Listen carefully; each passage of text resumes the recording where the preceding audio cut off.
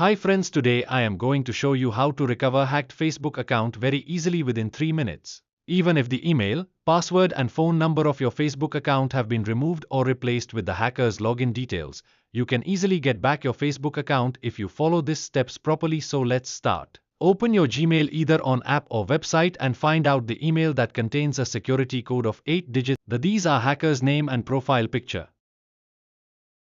Now scroll down the email and find out the option called Security Checkup. You can also see your email address here.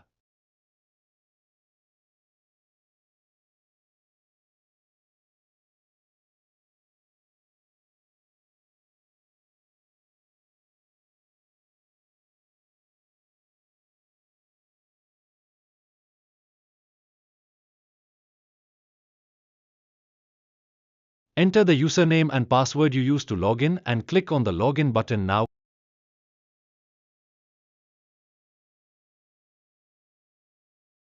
Click on continue and keep following the instruction until you are asked to create a new password.